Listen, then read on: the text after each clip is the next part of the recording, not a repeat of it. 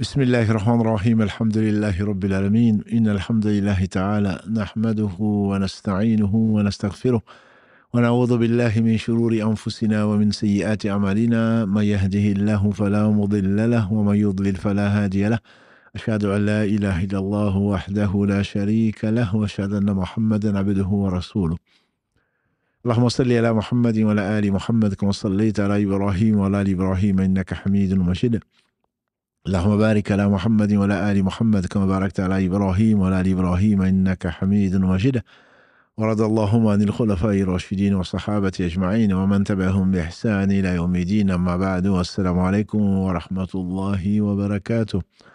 Mes sœurs, mes frères, les louanges, les remerciements, les éloges appartiennent à Allah, le premier qui n'a pas de début, le dernier qui n'a pas de fin, l'apparent, le dominant sur toutes choses, le miséricordieux par essence et par excellence, celui qui a tout créé sans besoin, parfait dans son être, parfait dans ses noms et attributs, parfait dans tous ses actes, qui oscille d'une part entre sa miséricorde, sa générosité, sa bonté, et d'autre part sur sa justice, qui elle-même est basée sur son omniscience et sa sagesse. Nous le louons donc, et on ne saurait pas le louer comme il se doit. Il est le seul à pouvoir se louer. Nous revenons vers lui repentants et nos péchés sont innombrables. Nous demandons protection contre les conséquences de nos péchés et contre les tendances de l'âme. Celui qui a la guide, nul ne saurait l'égarer. Celui qui est privé de sa guidée, nul ne saurait lui montrer le droit chemin. J'atteste donc qu'il est le seul digne d'adoration. J'atteste de la véracité, de l'exemplarité, de la prophétie de Mohammed ibn Abdillah. Qu'Allah bénisse ce prophète, le meilleur homme que la terre a porté, sa famille, ses compagnons, et tous ceux qui les auront suivis dans le droit chemin nous fassent l'honneur d'en faire partie. Ensuite donc, bienvenue dans ce jardin parmi les jardins du paradis, jardin où on se rappelle Allah, jardin où on évoque nos maux, pas pour se plaindre, sinon de notre faiblesse ou de nos faiblesses, à celui qui guérit. Allah est le seul guérisseur. La shifa'a illa shifa'uk, disait le prophète que Dieu le bénisse. Il n'y a pas de guérison si ce n'est la tienne. Celui qui n'a pas besoin de cause seconde, il est la cause première de tout bien. Rien n'arrive sans sa volonté. Et à lui, nous revenons. Et vers lui, nous penchons. Et très certainement, il suffit à toute chose. Donc, dans cette série de l'âme apaisée, dans cette série du mercredi de la médecine des cœurs, nous allons aborder aujourd'hui, Inch'Allah, la volonté, le fait de vouloir du bien pour tout un chacun. Vouloir du bien pour tout un chacun. Une âme apaisée est une âme qui est tranquille. C'est une âme qui n'a pas de soucis. C'est une âme, ou en tout cas qui gère les soucis, c'est un esprit. Un état d'esprit, donc, qui fait que les problèmes sont relativisés. Ils sont résolus par celui qui résout tout problème, c'est-à-dire par Allah. On ne s'en fait pas parce qu'on s'appuie sur l'anse solide. On s'accroche à l'espoir avec un grand E. Et Allah subhanahu wa ta'ala, c'est lui qui résout tous les problèmes. Et par conséquent, quand on cherche une âme apaisée, c'est l'état dans lequel on souhaite. On demande à Allah, on insiste, on implore sa miséricorde pour nous rappeler dans cet état. Comme il le dit dans la sourate 89, le Fajr, l'aube, versets 27 à 28.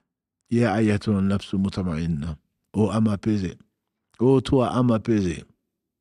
Irji'i ila rabbiki radiyatan mardiya. Reviens à ton Seigneur, agréée et satisfaite.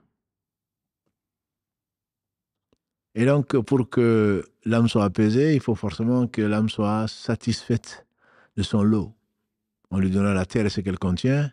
L'âme n'est jamais satisfaite, sauf si Allah la satisfait. Connaissant la réalité de ce bas monde, Allah apaise l'âme. C'est Allah qui apaise. Ala bi dhikrillahi tatama'inna al-qulub. N'est-ce pas que c'est par le rappel d'Allah que l'âme est apaisée? Les cœurs sont apaisés. Allah apaise les cœurs au travers des mondes, à l'appel des mondes meilleurs. Ce monde, ce bas monde a été créé pour les actes. Et l'autre monde, le monde de la récompense, la vraie récompense est dans l'au-delà et pour l'éternité. sera soit le paradis, qu'Allah nous compte parmi ses habitants. Et c'est ce qu'aucun œil n'a vu, aucun n'aurait entendu parler, dont même l'imagination n'est passée dans l'esprit de personne. Soit alors, c'est le châtiment qu'Allah nous en préserve. Et donc, ce temps m'inspire à retourner vers son Seigneur, subhanahu wa ta'ala, et Satan essaie de nous en éloigner. Dans ta vie, ma soeur, dans ta vie, mon frère, tu te rappelles, tu vois les moments que tu as passés à peser. Ce sont les moments où tu as été satisfait de ce qu'Allah t'a donné. Les moments où tu as aspiré au bonheur, pas seulement pour toi. C'est le moment où tu as aspiré au bonheur pour les autres. Quand on prend la première des sourates qu'Allah a rendue obligatoire pour chaque génuflexion, la Fatiha, Ibn Qayyim disait donc que Allah subhanahu wa ta'ala a révélé 114 livres, qu'il a tout résumé dans 4, la Torah, l'évangile, les psaumes et le Coran. Il a résumé les 3 premiers dans le Coran et tout le Coran a été résumé dans la Fatiha. Et la Fatiha a été résumée dans le verset 4, Iyyaka na'budu wa iyyaka nasta'in. C'est toi seul que nous adorons, c'est toi seul dont nous implorons le secours. En réalité, Allah commence par se louer lui-même. Alhamdulillahi Rabbil Alamin. Et comme le disait un imam, quand tu entends les louanges, les remerciements, les éloges ne sièrent qu'au Seigneur des mondes, tu t'attends à quoi? Un Seigneur, d'habitude, il sévit. Allah dit Ar-Rahman Ar-Rahim, le miséricordieux par essence et par excellence. Avant de parler de ta responsabilité, ce qui t'attend, le jour du jugement dernier, et lui, il sera le roi, comme il est le roi, il a toujours été. Et donc, cette miséricorde, quand Allah a créé, avant de créer, Allah subhanahu wa ta'ala, avant de nous créer, il a inscrit sur son trône, ma miséricorde précède ma colère. Allah subhanahu wa ta'ala a divisé sa miséricorde, disait le prophète sallallahu alayhi wa sallam, qui ne parlait pas de lui-même, versets 3 et 4 de la sourate 53, Najm, l'étoile. Allah dit « Wa ma yantiqu anil hawa, in huwa illa wahyu yuha » Il ne parle pas de lui-même, ce n'est qu'une révélation révélée. C'est lui qui disait, donc, que le prophète, que Allah subhanahu wa ta'ala a dit, quand Allah subhanahu wa ta'ala lui a révélé plutôt, qu'il a divisé sa miséricorde en 100 parties. Il a fait descendre, depuis qu'il a créé, c'est lui qui a tout créé sans besoin, une seule partie. Il a gardé les 99 centièmes pour nous pardonner au jour du jugement dernier. Et personne d'entre nous ne rentrera au paradis si ce n'est par sa miséricorde. On dit même toi, il dit même moi. Même moi. Ce ne sont pas les actes qui vont faire rentrer au paradis. La descente des livres, l'envoi des messagers procède de sa miséricorde. Allah dit dans les derniers versets de la sourate Les Prophètes, verset 107 de la sourate 21, donc le prophète, Al-Anbiya, « Wa ma arsalnaka illa rahmatan lil alamin » On t'a envoyé à Mohammed que comme miséricorde pour le monde. Miséricorde. Irham man fil ardi, yarhamukum man fis sama. Le prophète sallam ordonne, faites miséricorde sur la terre. Celui qui est au ciel va vous faire miséricorde. Celui qui ne fait pas miséricorde aux habitants de la terre, Allah ne lui fait pas miséricorde. La miséricorde d'Allah l'emporte, on l'a dit, sur sa colère. Autrement, il n'aurait pas laissé sur la terre un être vivant. Comme il le dit, et on le revient souvent dessus, dans le verset 45 de la sourate 35, Fatir, et dans le verset 61 de la sourate An-Nahl, sourate 16. Si Allah s'en prenait aux gens pour ce qu'ils ont fait, il n'aurait pas laissé sur la terre un seul être vivant. Là, sa miséricorde l'emporte. Et pourquoi tu veux la réduire, mon frère? Pourquoi tu veux la réduire, ma soeur? Un jour meilleur qu'aujourd'hui, c'est Anas ibn Malik al-Agré qui rapporte ce hadith qui est consigné dans le Musnad de l'imam Ahmad, qu'Allah lui fasse miséricorde, le 4e des 4 imams de la Sunna, en tout cas fondateur d'école. Anas ibn Malik dit qu'un jour, un homme est rentré, plutôt avant qu'il n'arrive, le prophète sallam a dit, celui qui veut voir quelqu'un du paradis, qu'il voit celui qui va rentrer. Bien entendu, on a dû scruter celui qui va rentrer. Voilà qu'un Ansar rentre avec les chaussures dans la main et sa barbe dégoulinée de l'eau des ablutions. il a fait la salutation de la mosquée. Un autre jour, le prophète alayhi salatu wassalam, qui ne parlait pas de lui-même, il dit que celui qui veut voir quelqu'un du paradis, qu'il regarde celui qui va rentrer. Et c'est le même homme qui est rentré dans la même situation. Ses chaussures dans ses mains, sa barbe dégoulinait de l'eau des ablutions. Un autre jour encore, il n'y a pas de hasard, le prophète alayhi salatu wassalam a dit, celui qui veut voir quelqu'un du paradis, qu'il voit celui qui rentre. C'est le même homme, un habitant de Médine, un Ansar, qui est rentré, les chaussures dans sa main, et sa barbe se dégoulinait de l'eau des ablutions. Abdallah ibn Amr ibn As, qu'Allah l'a ainsi que son père, un jeune, parmi les 4 Abdallah, du temps du prophète sallam, il est devenu musulman avant son père, Al-As, qui était l'ambassadeur et qui a fait ce qu'il a fait, qui a été pour demander l'extradition des musulmans en Abyssinie. C'était l'un des ambassadeurs de Quraysh du temps de sa non-conversion. Abdallah ibn Amr ibn As a suivi cet homme. Il a prétexté qu'il avait des soucis avec son père. Vois-tu, je suis en conflit avec mon père, est-ce que tu peux m'héberger pendant 3 jours? L'homme dit bien sûr. Comme disait le prophète sallam, celui qui croit en Allah et au jour du jugement dernier, qu'il soit généreux avec son hôte. Donc, il a accepté de prendre ce jeune homme. Ce jeune homme est resté 3 jours. Et comme Abdallah bin Amr bin As le raconte, il ne jeûnait pas spécialement. Il ne se levait pas spécialement le soir, sinon, quand il ouvrait les yeux, il faisait quelques rappels avant de s'endormir. Il ne se levait pas le dernier tiers de la nuit pour prier jusqu'à ce que ses pieds étaient enflés. Il ne jeûnait pas tous les jours, etc. 3 jours sont passés. 3 jours sont passés. Abdallah ibn Amr ibn As, il dit, en réalité, je t'avoue que je n'avais pas de différend avec mon père.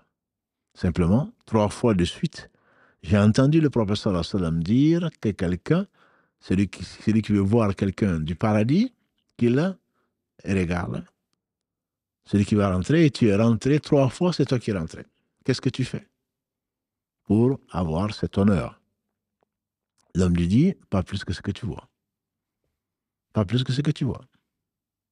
Abdallah ibn Amr ibn As est parti. L'homme l'a rappelé. C'est vrai que ce que tu vois, je ne peux pas plus. Mais je ne dors pas avant d'avoir pardonné à tous les musulmans. Dans une version, je ne dors pas avec une rancœur contre qui que ce soit. Et Abdallah ibn Amr ibn As dit dans ce hadith, ah, voilà, je comprends pourquoi Allah t'a accordé cet honneur-là. Je ne dors pas en enviant qui que ce soit parmi les musulmans. Je ne dors pas en ayant de la rancœur contre qui que ce soit. Ça a l'air de rien. On voit les gens marcher. En réalité, c'est peut-être eux, les habitants du paradis, pas forcément ceux à qui on pense, qui passent leur nuit à prier, qui passent leur nuit les journées à jeûner. Comme ceci est arrivé au prophète sallam, on lui a dit, il y avait une femme qui passait ses nuits à prier, ses jours à jeûner. Mais ses voisins se plaignaient d'elle. Il a dit, alayhi salatu salam, elle est en enfer, de ce qu'Allah lui a révélé. Ça ne veut pas dire, bien sûr, que en ayant un cœur pur, un cœur apaisé, il ne faut pas se lever la nuit pour prier, il ne faut pas jeûner les lundis, les jeudis, etc., etc. Ce n'est pas ça. Ça veut dire simplement que l'important, ce n'est pas l'apparence, ce n'est pas l'administratif. Et nous, on condamne souvent, on minimise souvent les petits actes, alors que ça, c'est un acte qui est énorme. Énorme chez Dieu, parce qu'il aime cela. C'est là que celui qui, irhamman fil ard, faites miséricorde à ceux qui sont sur la terre. Et on connaît l'histoire de la prostituée, à qui Allah a fait miséricorde et qui est rentrée au paradis parce qu'elle a été éprouvée. Dans un désert, elle était assoiffée. Allah, dans sa miséricorde, a mis devant elle un puits. Il n'y avait pas de seau, encore moins de robinet. Elle descend à la force de ses bras, avec une chaussure, elle boit. Et elle remonte, et la voilà éprouvée. En ressortant, elle trouve une chienne qui mourait de soif. Elle s'est dit, cette chienne doit être habité par le même besoin que moi il y a si peu de temps. Elle est redescendue à la force de ses bras avec une chaussure, remplir la chaussure, mettre la chaussure entre ses dents, remonter autant de fois que besoin pour donner de l'eau à cette chienne qui a bu. Et à cause de cela, Allah lui a fait miséricorde. Et Allah lui a accordé le paradis. Donc ce n'est pas forcément le look, ce n'est pas forcément les actes apparents. Bien qu'elle ait fait ce qu'elle a fait, ce qu'Allah a interdit, Allah lui a pardonné. Qu'Allah nous pardonne et nous donne l'humilité et surtout pas de prétention. Parce que j'ai fait ceci, j'ai fait cela, donc je mérite cela. Non. La miséricorde d'Allah, c'est sur celle-là que l'on doit compter. Cette miséricorde, donc, disais-je, le Seigneur des univers, le Seigneur de la création, de tout ce qui a été créé, dit Alhamdulillahi Rabbil Alamin. C'est moi qui vous ai créé, c'est moi qui vous ai donné de quoi vivre, c'est moi que votre existence dépend de moi, tout ce que vous avez, vous, et tout ce qui existe, c'est grâce à moi. Et donc, je n'ai pas de compte à rendre à quelqu'un, on s'attend à ce qu'ils disent, hein, le roi du jour où je me donne, mais entre les deux versets, Ar-Rahman Ar-Rahim, le miséricordieux par essence et par excellence. Le miséricordieux par essence et par excellence. Les gens de science disent, sa miséricorde étant infinie, pourquoi tu veux la réduire? Pourquoi tu veux que le bien n'arrive qu'à toi? Pourquoi tu deviens jaloux? Pourquoi tu deviens envieux? Quand on devient jaloux, c'est parce qu'on ne veut pas partager une chose qui est unique. Jaloux d'un homme, jaloux d'une femme, jaloux d'un travail, jaloux d'autre chose, parce qu'en la partageant, cette chose, elle va diminuer, notre part va diminuer. Ça, c'est la rira, la jalousie. Mais quand on va se retrouver dans la contemplation des cieux ou d'autres créatures, est-ce qu'on serait jaloux quand on va contempler un coucher du soleil ou une mer parce que d'autres contemplent? Non, parce que ça ne diminue rien à ce que cette chose existe. Ça ne diminue rien à la contemplation d'autres n'entame en rien notre plaisir et notre part que Allah nous a réservé. Pourquoi réduire la miséricorde d'Allah, comme l'a dit le prophète sallam, pour quelque chose qui est si vaste? Il s'agit de l'homme qui est rentré à la mosquée et qui a uriné dans la mosquée. Les compagnons se sont précipités, le prophète sallam leur a dit, laissez-le terminer. Quand il a fini, il dit, mettez-y de l'eau. Amenez un récipient rempli d'eau et versez. Ce qui est une preuve pour les savants comme quoi le lieu doit être propre. Entre autres, parmi les conditions de validité de la prière, le lieu doit être exempt d'impureté, puisqu'il a dit d'amener de l'eau et de le verser à cet endroit-là pour éliminer l'urine. Ensuite, il a vu cet homme et il lui a dit, c'est ça, c'est un lieu qui ne convient pas à ce que tu viens de faire. C'est un lieu qui doit être consacré à la célébration des louanges d'Allah subhanahu wa ta'ala, sa glorification, etc. Et l'homme de dire, quand il a rapporté cet événement douloureux, il a dit, Wallahi, il ne m'a ni insulté ni brutalisé. Il m'a simplement dit ceci, ceci et cela. Dans ce qui est répandu dans les livres, en tout cas, on dit que l'homme a dit, oh mon Dieu, pardonne-moi, pardonne à Mohammed et ne pardonne à personne d'autre. Pardonne-moi, pardonne à Mohammed et pardonne à personne d'autre. Et on fait dire au prophète sallam, pourquoi tu réduis une chose qu'Allah subhanahu wa ta'ala a laissée si ouverte? Pourquoi tu veux qu'Allah ne pardonne pas aux autres? Si ce n'est parce que le fond est mauvais, si ce n'est parce que l'état de ton cœur n'est pas enviable, si ce n'est pas parce que tu es chargé de péché, chargé d'envie, chargé de... Pourquoi tu veux voir disparaître, que le bien n'arrive qu'à toi? C'est parce que tu ne connais pas ton Seigneur. S'il avait donné, comme il dit subhanahu wa ta'ala dans le hadith Qudsi rapporté par l'imam, enfin, qui a été consigné dans l'authentique de l'imam Muslim, rapporté par Abu Dhar, qu'Allah où Allah commence par ce hadith qu'on dit qui était le hadith le plus aimé des gens de science du Sham.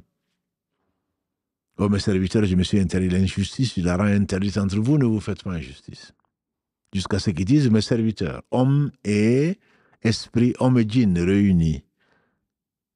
Si vous vous réunissez tous sur un espace quelconque de la terre, et que chacun d'entre vous, sur l'inspiration divine, demande à Allah ce qu'il veut, et qu'Allah donne à chacun d'entre vous ce qu'il désire, cela n'amoindrait rien à ce que je ne possède pas plus que une aiguille trempée dans l'eau de la mer pourrait emporter comme eau. Pourrait emporter comme eau. Pourquoi alors tu veux réduire la miséricorde d'Allah? Parce que ce qu'il t'a donné ne te suffit pas. Tu vois ce que les autres ont et surtout tu espères que les autres n'auront pas ce qu'ils ont. Ce n'est même pas par avidité. C'est ce qu'on appelle la jalousie al-hasad. Cette jalousie, c'est le fait donc de vouloir disparaître, voir disparaître ce que les autres ont, comme si cela va t'amener quelque chose. Comme si cela va t'amener quelque chose. Le hasad n'est, comme l'a dit Abdallah ibn Omar, que le prophète sallam a dit, il n'est permis de faire le hasad, d'envier plutôt. On l'appelle hasad, mais c'est plutôt une question de ribta, de vouloir la même chose que quelqu'un, sans, dans son fond intérieur, vouloir que la chose disparaisse. Car c'est plutôt quelque chose de tanafus, comme Allah le dit dans le verset 27 de la sourate 83. Et pour cela que les gens rentrent en compétition, quand il parle du paradis, qui a été réservé aux abrar, les bienheureux, qu'Allah nous compte parmi ceux-là.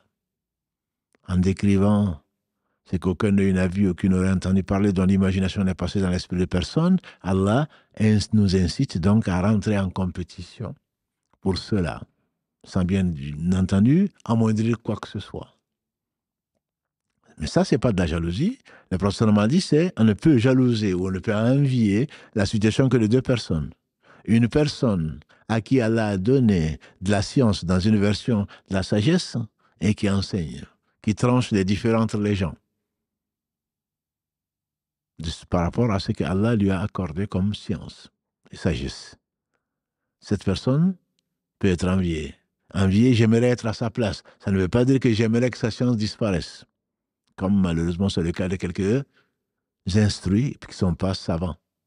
En réalité, comme Allah dit dans le verset 28 de la sourate 35, « Innama yakhshallaha min ibadihi al-ulama » En réalité, ne craignent vraiment Allah que les savants. Ceux-là ne craignent pas Allah quand ils enseignent. Ils n'aimeraient pas que quelqu'un ait une renommée.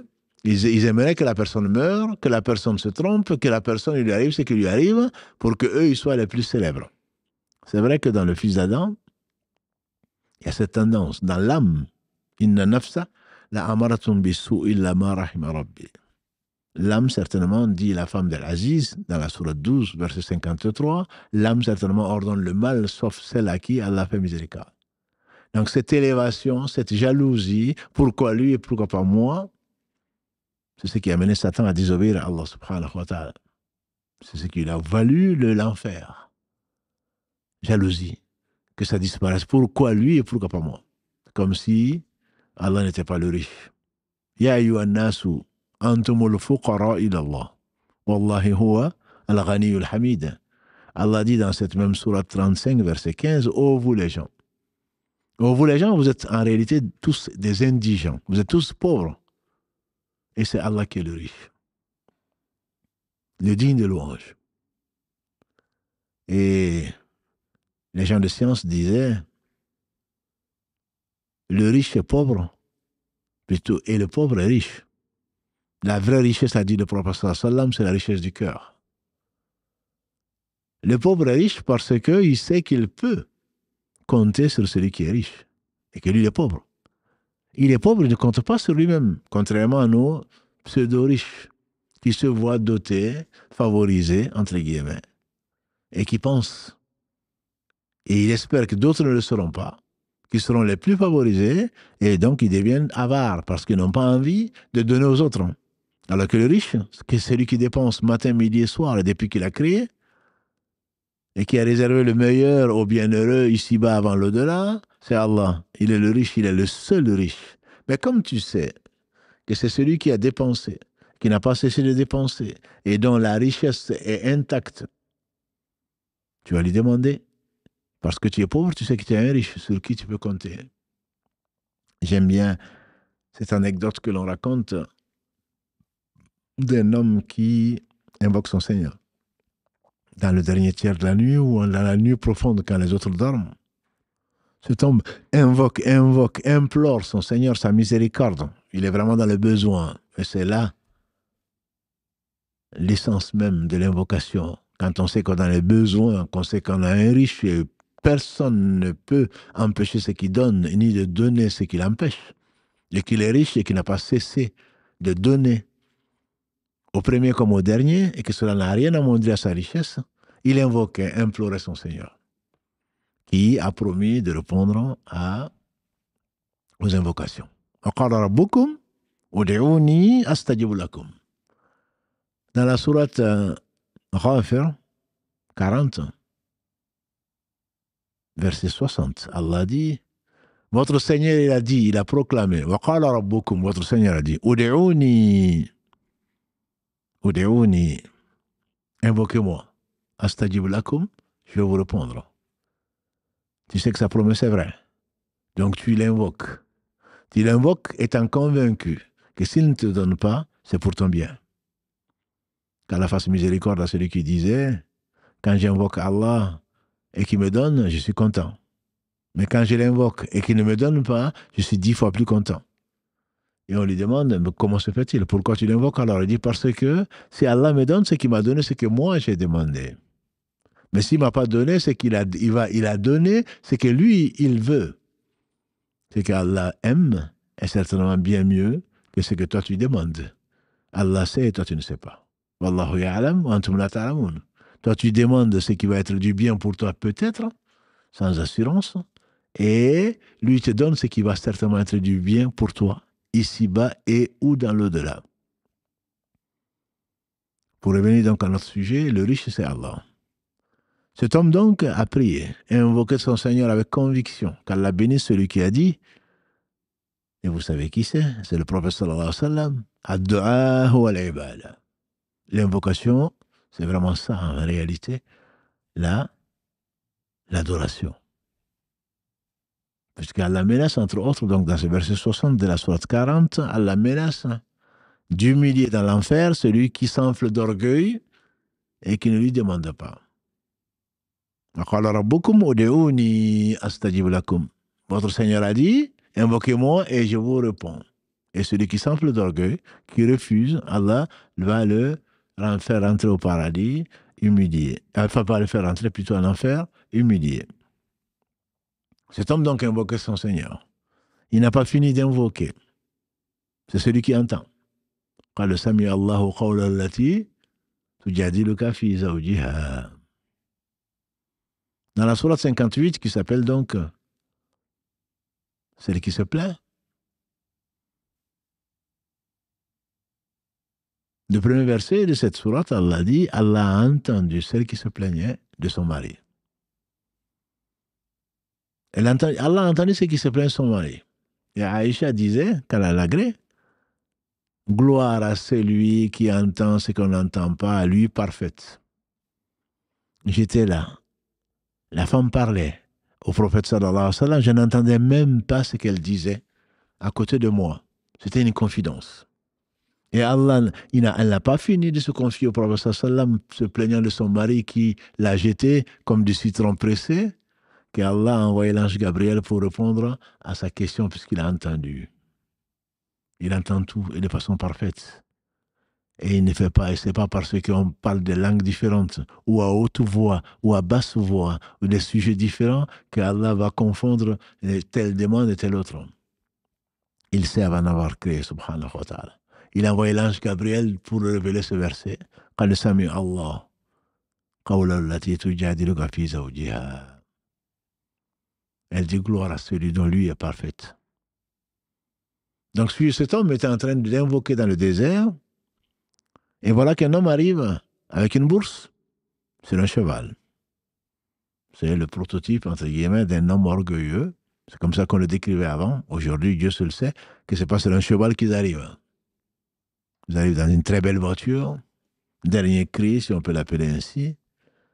Et voilà. C'est prenant pour ceux qui ne sont pas.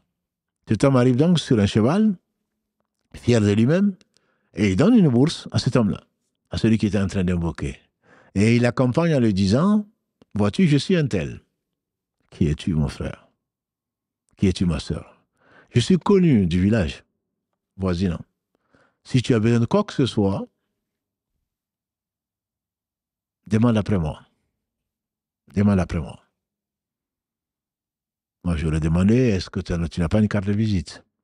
Pour que je ne me trompe pas de numéro, si jamais je le retiens par cœur, peut-être que je peux confondre ton numéro de téléphone et le perdre.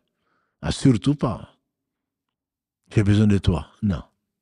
On dit que cet homme lui a dit, vois-tu, si j'ai besoin de quoi que ce soit, j'appellerai celui qui t'a réveillé en pleine nuit pour m'amener ce qui m'a destiné.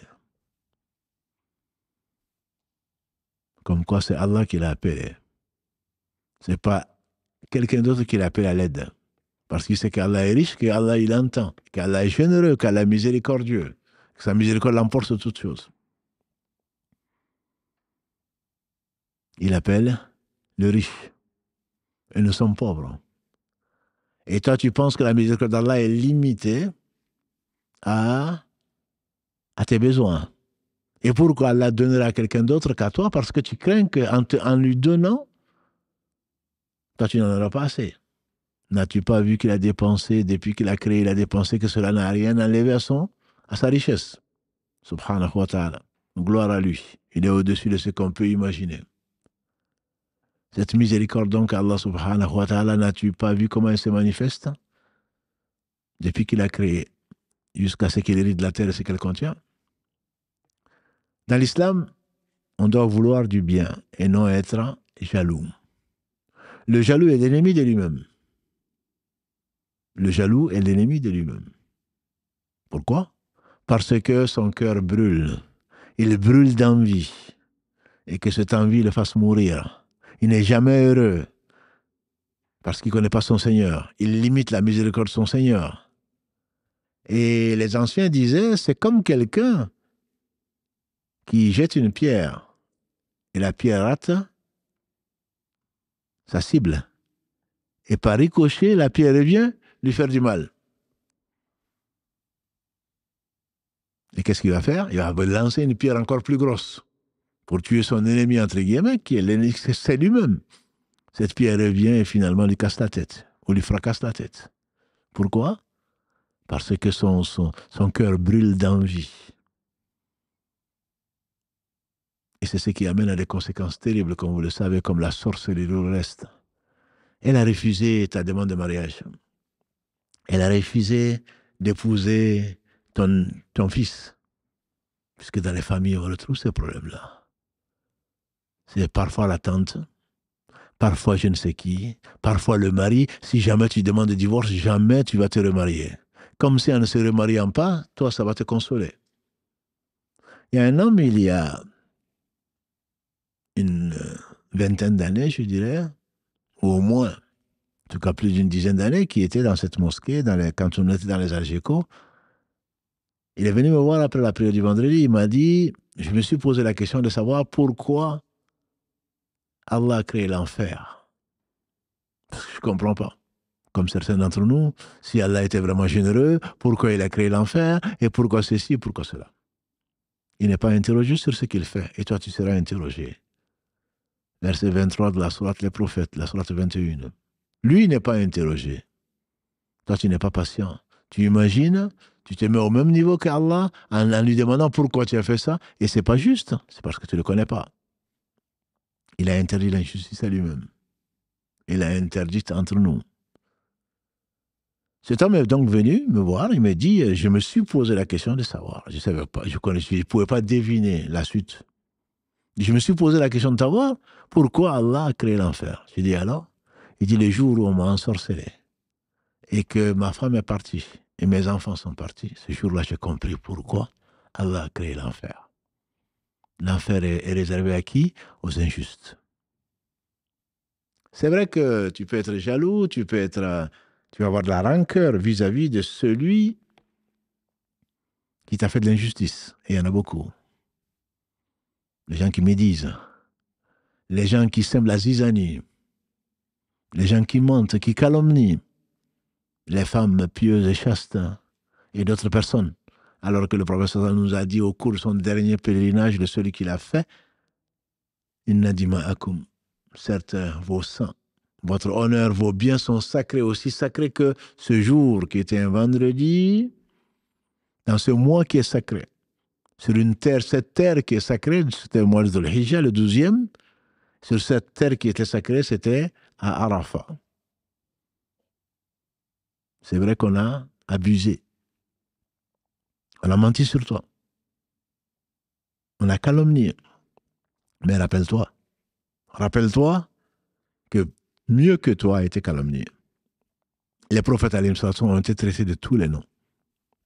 Notre mère Aïcha, comme vous le savez, a été traitée, a été calomniée. Et bien d'autres meilleurs que nous ont été calomniés. Alors tu vas te suicider ou tu vas croire en la toute-puissance d'Allah subhanahu wa ta'ala, en sa justice, et aller jusqu'à l'exemple des prophètes, alayhi sallam, qui demandaient le pardon pour les gens qui les ont injustement traités.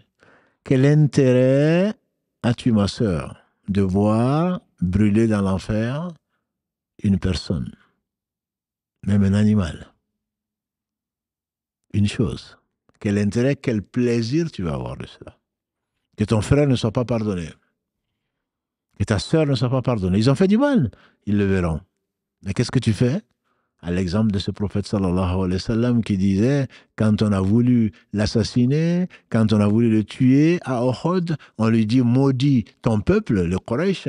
Il dit, oh Allah, c'est comme si je voyais un prophète qui disait, oh Allah, pardonne à mon peuple parce qu'il ne sait pas. On a déjà évoqué cette notion. Et Ibn Qayyim disait, il y a 4 niveaux d'excellence dans cette parole du prophète sallallahu alayhi wa sallam. Il a dit, oh mon Dieu, pardonne. Un premier niveau. C'est un niveau qui est sous-entendu, c'est que moi j'ai pardonné à mon peuple, même s'ils ont voulu me tuer. Pardonne-leur, mon Dieu. Il dit mon peuple, parce que je viens d'eux, eux viennent de moi. Et il trouve une excuse parce qu'ils ne savent pas. Quel intérêt auras-tu que cette femme ne se remarie pas? Ça va te donner une femme? Quel intérêt auras-tu que cet homme, que sa fortune disparaisse? Ça va te rendre riche? Quel intérêt as-tu de voir le malheur lui arriver, lui et sa descendance? Comme ceci se passe beaucoup dans nos pays. On veut ramener tout le... Au lieu de chercher à monter, au lieu de chercher à exceller, on a tendance, on est heureux. On savait bien que ça n'allait pas durer. On savait bien qu'il se montrait. On savait bien que ça allait mal finir. Pourquoi? Parce que toi, tu es toujours au ras des pâquerettes. Ton ambition est faible. Et quand tu vois quelqu'un qui réussit, ça te fait mal au cœur. Tu espères une chose, c'est que tout le monde soit pareil. Mais pas au niveau, pas au Firdaus. Que tout le monde soit aussi bas que toi. Que tout le monde cherche, que tout le monde soit dans le besoin. Que tout le monde soit dans la paresse. Que tout le monde soit dans la faim, dans la soif. C'est ce que tu espères. Pourquoi? Parce que le cœur, il est malade. Parce que tu n'es pas miséricordieux. Pourquoi tu veux réduire la miséricorde? Ça, c'est ce qu'on appelle le hasad. Ce qu'on appelle la jalousie ou l'envie. Et Allah a révélé la sourate 113, Al-Falaq, pour nous donner le moyen de nous protéger. Quand le prophète sallam a dit, Allah n'a pas écouté une sourate plus que, il n'a pas honoré, il n'y a pas de sourate plus éloquente que cette 113, Qul a'udhu bi rabbil falaq, jusqu'à ce qu'il dit, wa min sharri hasidin ila hasad. Et contre l'envie ou la jalousie de celui qui envie. Et le prophète sallam lisait cette sourate et celle qui suit, An-Nas, et celle qui précède, Al-Ikhlas, 112, 113, 114, après chaque prière. Et 3 fois après l'Asr, 3 fois après le Fajr, 3 fois, il le faisait quand il était au lit. Il en faisait la ruqya. Il en faisait la ruqya. Il en faisait donc une demande de guérison. Un traitement régulier. Pas pour aller donner 10 euros, 20 euros, 50 euros à quelqu'un pour le guérir. Allah se le guérit. Parce qu'il compte sur Allah, parce qu'il sait que rien ne lui résiste, parce qu'il sait qu'il tient tout par son toupet. C'est Allah qui se confiait, sallallahu alayhi wa sallam, et qui nous a incité à le prendre comme exemple, comme Allah subhanahu wa ta'ala nous le dit dans la sourate 33, verset 21. لقد كان لكم في رسول الله أسوة حسنة لمن كان يرجو الله واليوم الآخر وذكر الله كثيرا. Vous avez dans le messager d'Allah un très bel exemple pour celui qui croit, celui qui espère, celui qui croit en Allah et au jour du jugement dernier et qui se rappelle souvent Allah. قل أعوذ برب الفلق jusqu'à ce qu'ils disent ومن شر حاسد إذا حسد. L'ennemi de lui-même, c'est le jaloux. Il n'est jamais content parce qu'Allah déverse sa miséricorde matin, midi et soir sur ses créatures. Toi, tu ne veux pas que cette miséricorde, tu la limites à toi-même. Bien sûr que la miséricorde d'Allah a été immense sur toi. Mais elle est bien plus vaste. Souhaite le bien pour les gens. Celui qui souhaite le bien pour les gens, comme on avait commencé à le dire, il y a 2 hasad, 2 envies qui sont permises. On a dit celui à qui Allah a confié le Coran ou la sagesse, et ou la sagesse qu'il enseigne. Et toi qui es là, tu te dis, si Allah m'avait donné cette capacité, cette possibilité, j'aurais fait pareil que lui. Et tu auras la même récompense, mon frère. Tu auras la même récompense, ma sœur. Tu vois quelqu'un qui enseigne le bien, bien sûr, qui invite à Allah, subhanahu wa ta'ala, tu l'aimes pour Allah. Tu l'aimes pour Allah. Et l'homme sera avec les gens qu'il aime. Nous aimons Allah. En tout cas, on le prétend. Et alors qu'Allah nous fasse aimer les gens qu'il aime, c'est ces gens qui appellent au bien, que sont les prophètes, alayhi salam, et les gens qui les ont suivis dans le droit chemin, et les gens qui font les œuvres qui rapprochent de l'amour d'Allah subhanahu wa ta'ala. C'est-à-dire que ce qu'il a ordonné pour notre bien et ce qu'il a interdit pour notre bien. Il faut les aimer. On ne saurait les atteindre à la cheville. Je vous mets en garde, a-t-il dit, alayhi salam, je vous mets en garde, n'insultez pas mes compagnons, par celui qui détient mon âme dans sa main, c'est-à-dire Allah subhanahu wa ta'ala, vous ne saurez, vous dépenserez une montagne d'or en recherchant la face d'Allah subhanahu wa ta'ala, que vous ne saurez atteindre une dépense bien moindre de 2 mains ouvertes d'or de l'un de mes compagnons. Et on demande à Allah subhanahu wa ta'ala de nous rassembler avec eux. On ne va jamais atteindre, on ne va pas les atteindre à la cheville. Anas ibn Malik, Kalalagré, et je ne vous dis pas qui est Anas. Il est resté à côté du prophète sallam pendant 10 ans, il a servi. Quand un bédouin est venu dire, Ya Rasulallah, Mata sa'a, à quand la fin du monde? Et le prophète de lui répondre, malheureux, qu'est-ce que tu as préparé pour la fin du monde? Et l'homme de répondre, un bédouin, je n'ai pas beaucoup de prières, je n'ai pas beaucoup de jeûnes, mais j'aime Allah, j'aime le prophète. Que Dieu le bénisse. Et le prophète sallam a dit, l'homme ira avec les gens qu'il aime. L'homme ira avec les gens qu'il aime. Anas ibn Malik de répondre, de dire plutôt, de commenter ce hadith, il dit, jamais une parole n'a plu plus aux compagnons du prophète sallam que celle-là. L'homme ira avec les gens qu'il aime. Il a dit, oh, moi, Anas, je n'ai pas beaucoup de prières, je n'ai pas beaucoup de jeûnes, je n'ai pas beaucoup de bonnes actions, mais j'aime Allah. J'aime Muhammad sallam, le prophète sallam, j'aime Abu Bakr et j'aime Omar. Et les compagnons étaient contents de savoir qui pourrait être avec les gens qu'il aime, notamment le prophète sallam qu'ils aimaient plus que leur père et leur mère. Et nous espérons d'Allah subhanahu wa ta'ala parce qu'on aime le bien. Et l'autre catégorie de personnes, c'est celui à qui Allah donne, Allah a favorisé dans ce moment pour les choses matérielles et qui dépense matin et soir pour la cause d'Allah subhanahu wa ta'ala, ce qu'Allah aime. pour la cause d'Allah subhanahu wa ta'ala. Nourrit les pauvres, s'occupe des orphelins, des veuves, etc., etc. Et toi qui n'as pas grand-chose, peut-être juste de quoi vivre, qui se dit, voilà un homme qu'Allah a favorisé. Je pense à Uthman ibn Affan, radiallahu ta'ala anhu. Et tu dis, si j'avais la même chose, sincèrement, bien sûr, j'aurais fait la même chose. Tu auras la même récompense. Aime le bien pour les gens.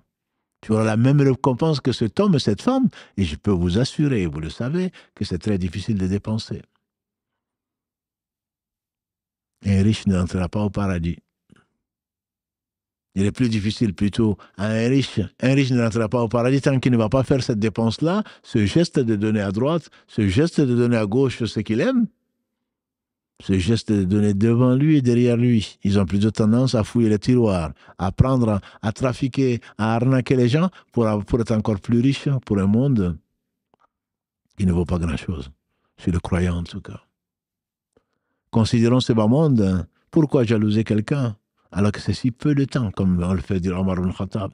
Le prophète il a dit, ce bas monde, qui suis-je si ce n'est comme un cavalier qui se repose un peu sous l'ombre d'un arbre et qui continue sa route. Si tu considérais ce bas monde, mon frère, comme ça, certainement, tu ne serais pas jaloux des gens. Qu'est-ce qu'ils ont pu prendre de ce bas monde? Même si tu as pris ton droit, tu es juste de passage. Tu t'es reposé un peu sous l'ombre d'un arbre et tu continues ta route vers où? Vers l'au-delà. Mohammed sallallahu alayhi wa sallam a dit à Ibn Omar quand il a pris par son épaule, Kun fi dunya ka'annaka gharib ou abiri sabil.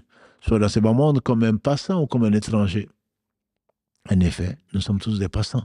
Quand des frères me passent de salam en disant je suis de passage, je leur rappelle que nous sommes tous de passage. Il voulait dire qu'il est de passage à Toulouse. Il ne va pas rester longtemps, moi non plus.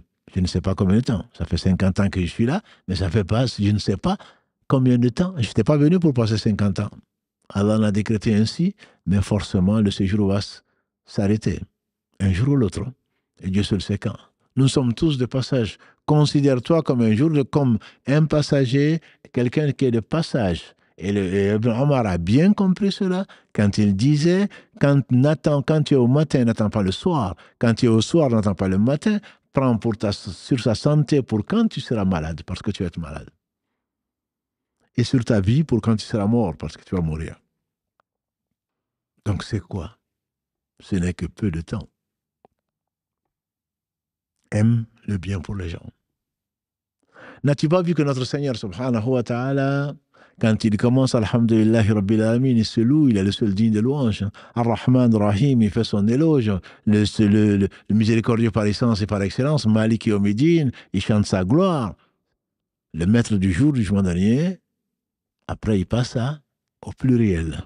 Pour tout ce qui peut rapporter à l'homme, Iyyaka na'budu wa iyyaka nasta'in. On conjugue au pluriel.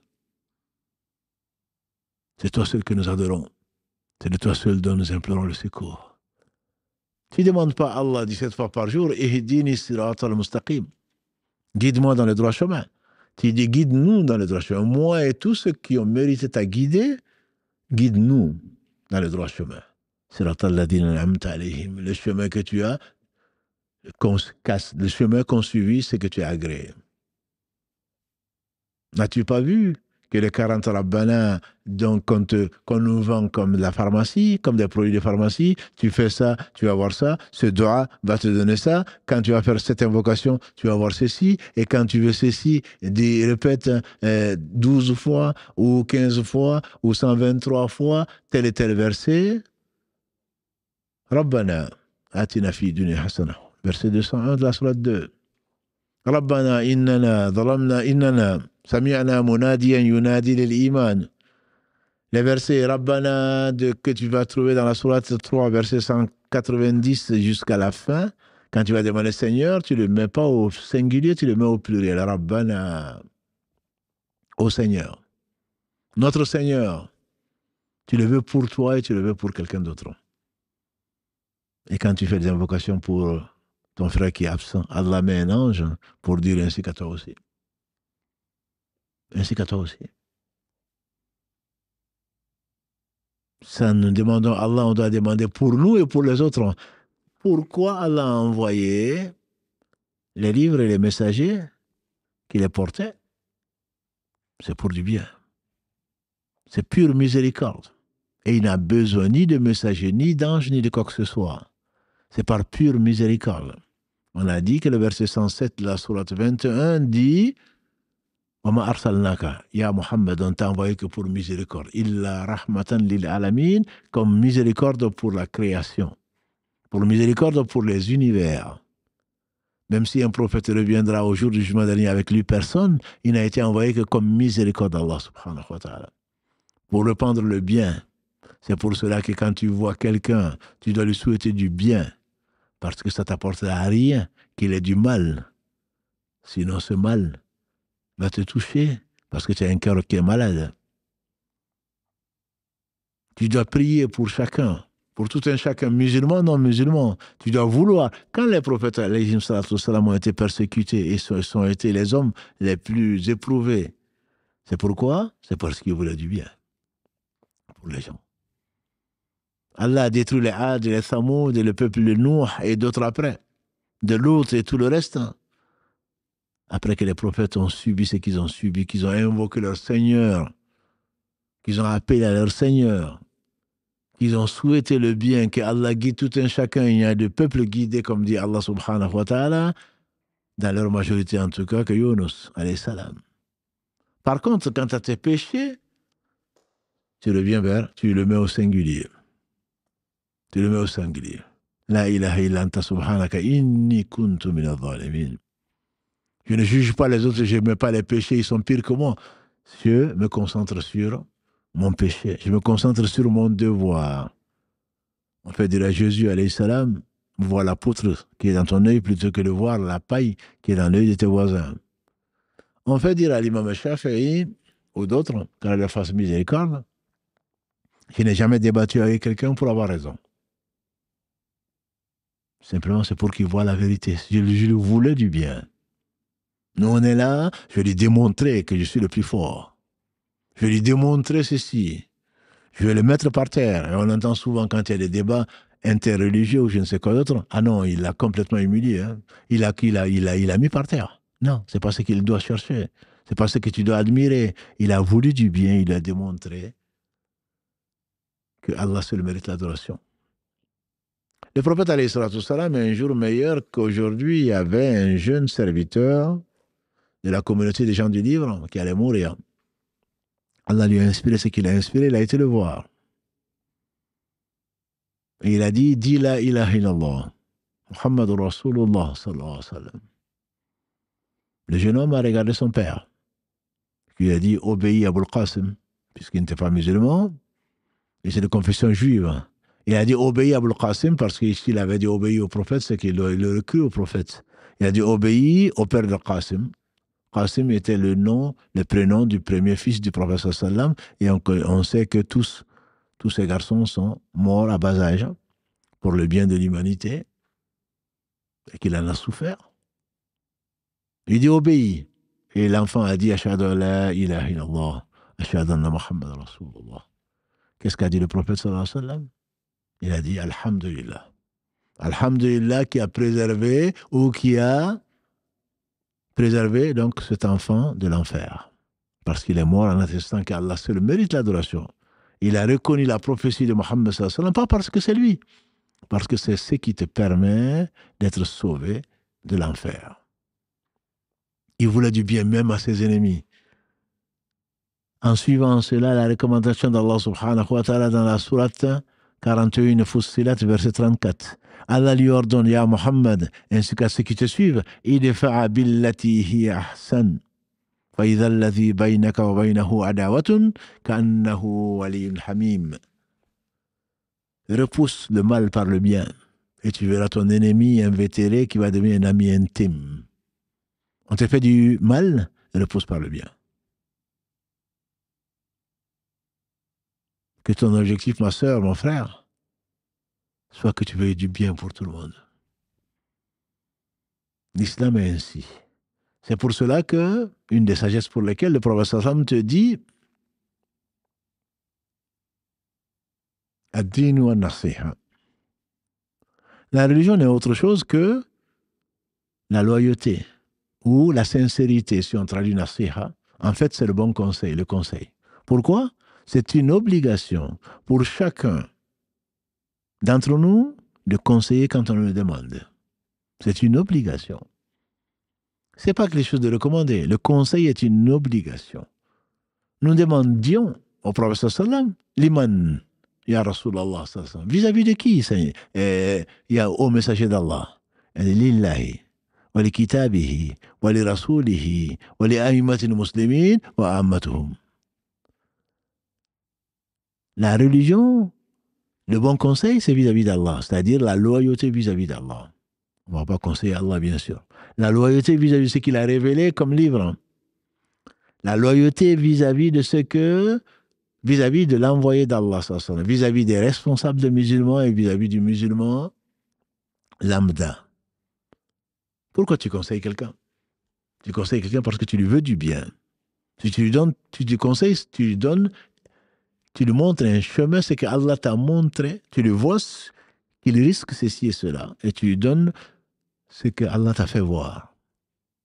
C'est une obligation. Si tu ne voulais pas du bien, pourquoi tu vas le conseiller? Allah en a fait un des droits du musulman sur l'autre musulman. Qu'il suive ton conseil ou pas, tu n'es pas tenu de cela. S'il suivait ton conseil, tu as donné un conseil, tu es récompensé pour cela. Si tu suivais le conseil et que le conseil l'amène au bien, tu seras récompensé pour le bien qu'il a eu. Et s'il ne suit pas ton conseil, tu seras quand même récompensé pour le bien que tu lui as conseillé. Il se peut qu'il ne le suive pas, parce qu'il pense que ce n'est pas un bon conseil, c'est son droit. Tu ne peux pas obliger à quelqu'un à suivre ton conseil. Mais tu es obligé de lui donner le bon conseil là où parce que tu lui veux du bien. C'est une obligation dans l'islam. Tu dois vouloir le bien pour l'autre, pour ton prochain.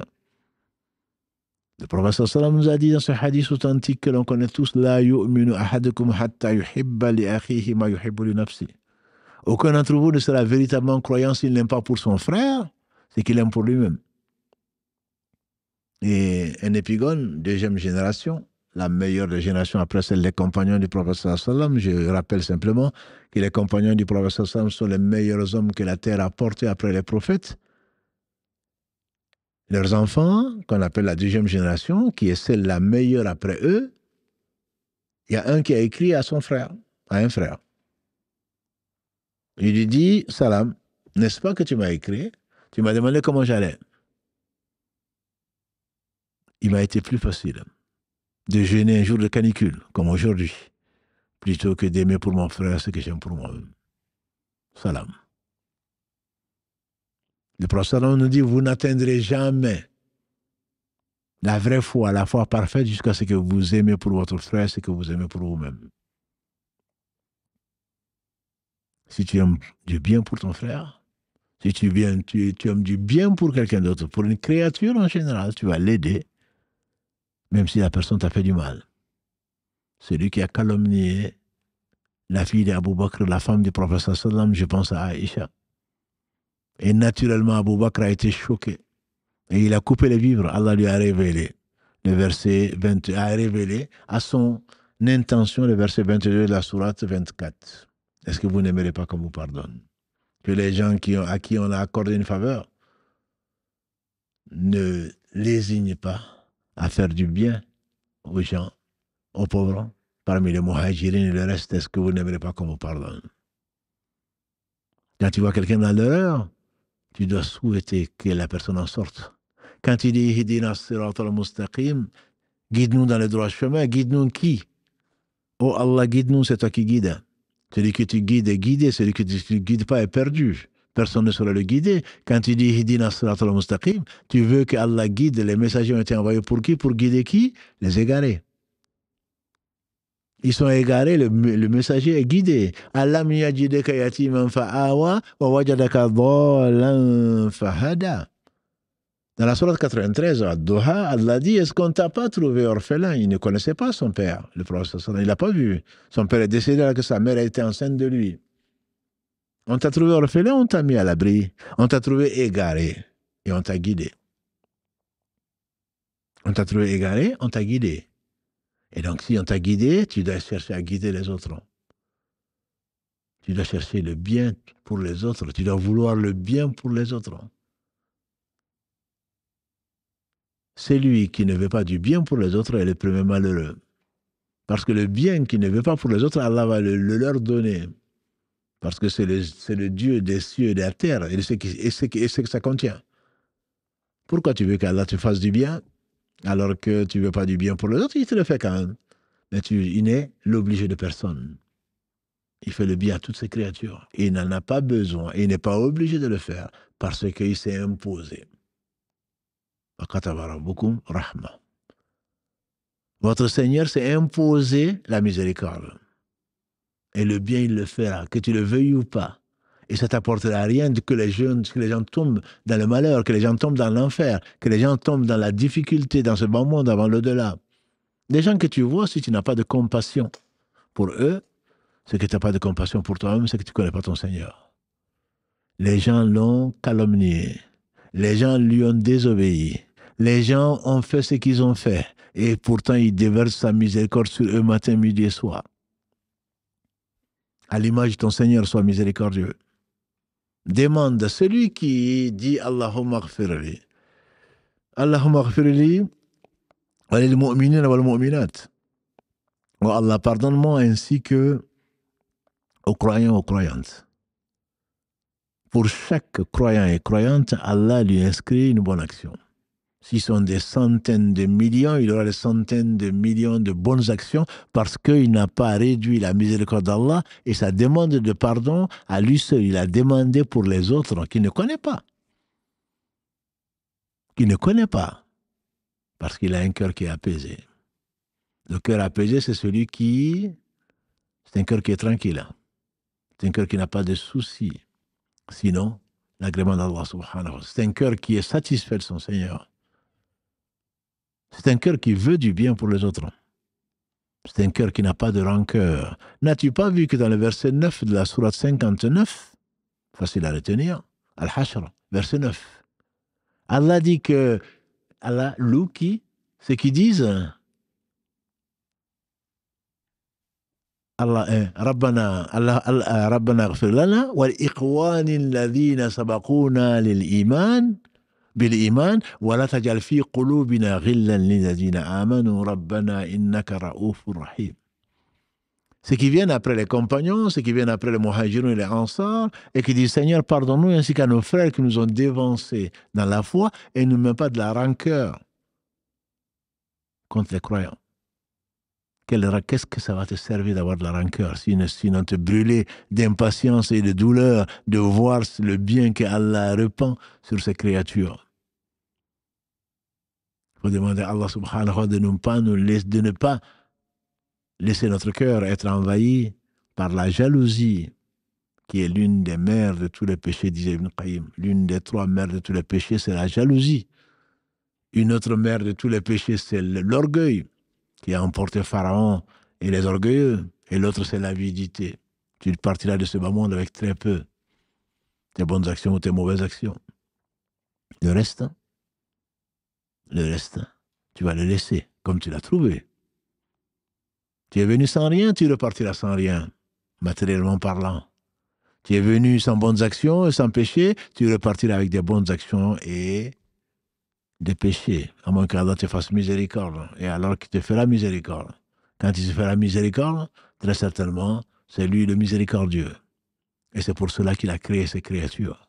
C'est pour cela qu'il les a guidées. C'est pour cela qu'il a envoyé les messagers. C'est pour cela qu'il a conservé le livre. Cette miséricorde est infinie. Mais Allah la réserve aux gens qui croient en lui, aux messagers illettrés, qui croient en Allah, en ses livres et en ses messagers. Cette attitude de vouloir du bien à tout le monde ne vient que d'un cœur apaisé. Quand ton cœur n'est pas apaisé, tu vas chercher à disputer cela avec les autres, alors qu'Allah est miséricordieux. Il a donné au premier comme au dernier. Et cela n'a rien épuisé à ce qu'il a, subhanahu wa ta'ala, en dehors de lui. La fraternité n'est pas un vain mot. Ce n'est pas un vain mot. C'est aimer pour son frère. Aimer pour son frère, c'est qu'on aime pour soi-même. Même si tu ne l'as pas, parce que tu as aimé pour ton frère, Allah va t'en récompenser. Quand tu vois quelqu'un souffrir, même un animal, ça doit te toucher parce que tu es miséricordieux. Et Allah, s'il éprouve cet animal, s'il t'éprouve, c'est bien sûr par miséricorde aussi. Ce qui arrive aux croyants, comme on le sait, toi qui juges mal, toi qui te permets de juger Dieu et ses actes, très certainement tu es un injuste. Et qu'Allah te fasse miséricorde ainsi qu'à nous. Qu'Allah subhanahu wa ta'ala déverse un surcroît de miséricorde dans nos cœurs, qui purifie nos cœurs et les apaise au travers du bien qu'il a mis dans nos cœurs, au travers de la guidée et du bien que l'on souhaite à tout un chacun. Même à son propre ennemi, on doit souhaiter le bien. Je finirai sur celui-là. On dit que Ibn Taymiyyah, qu'Allah fasse miséricorde, Cheikh l'Islam, son élève Ibn Qayyim disait, quand un de ses ennemis il a été attaqué, mais ce n'est pas le seul, les plus éprouvés ont été les prophètes. Il est mort en prison. Et son élève Ibn Qayyim est rentré en fait en prison pour apprendre auprès de lui, parce que la science, son amour de la science, son amour d'Allah subhanahu wa ta'ala, il a préféré rentrer en prison pour apprendre auprès d'un prisonnier injustement emprisonné, plutôt que de rester à l'air libre et qu'il n'apprenait pas grand-chose. Allah sait où mettre son épreuve. Il dit qu'un de ses ennemis qui l'a calomnié et qui l'a valu, entre autres, la prison, injustement, Youssouf a été en prison alors qu'il n'avait rien fait. Allah a voulu l'éprouver là, le purifier et ensuite l'envoyer et faire de lui un messager. Ibn Qayyim disait donc, Ibn Taymiyyah, il est venu lui annoncer, Ibn Qayyim, que son ennemi est mort. C'est un ennemi, celui qui l'a calomnié, qui l'a envoyé en prison, etc., est mort. Qu'est-ce qu'Ibn Taymiyyah lui a dit? Ne me parle pas des malheurs. Ne me parle pas des malheurs. Présente-moi son père. Il a été présenter ses condoléances à son père. C'était avant certainement qu'il soit emprisonné. En tout cas, il n'était pas en prison. Il a été présenter ses condoléances à son père. En lui disant, j'ai appris que ton fils est mort. Je te présente mes condoléances. Si tu as besoin de quoi que ce soit que ton fils pouvait faire pour toi, sache que je suis là pour te rendre service. Ça, ce sont les cœurs qu'Allah a purifiés. Ton ennemi est mort, on serait nous contents. Il est mort. Ah, celui-là, il est en enfer. Je ne vais jamais lui pardonner. Parce que tu penses que si tu lui pardonnes, Allah va lui pardonner. Allah est juste, il interdit l'injustice. Mais prie Allah subhanahu wa ta'ala que cet homme, que cette femme ne meure pas dans l'état où il va mériter l'enfer. Il va mériter le châtiment de la tombe. Tu imagines le châtiment de la tombe? Tu imagines être à la place de quelqu'un qui est en train de souffrir?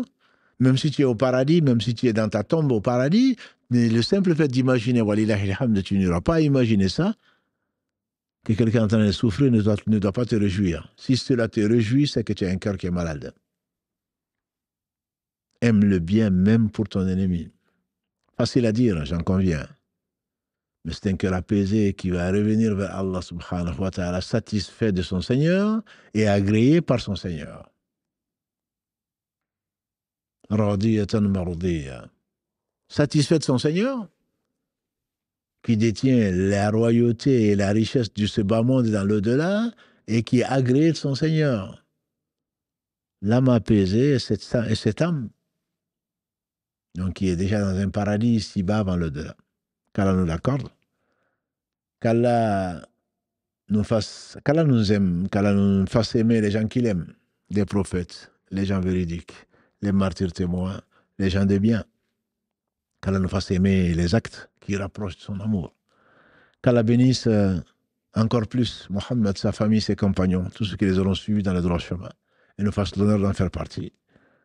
Notre prochain rendez-vous, donc, Inch'Allah, c'est samedi à 19h. سبحانك اللهم وبحمدك أشهد أن لا إله إلا أنت أستغفرك وأتوب إليك وآخر دعوانا أن الحمد لله رب العالمين والسلام عليكم ورحمة الله وبركاته.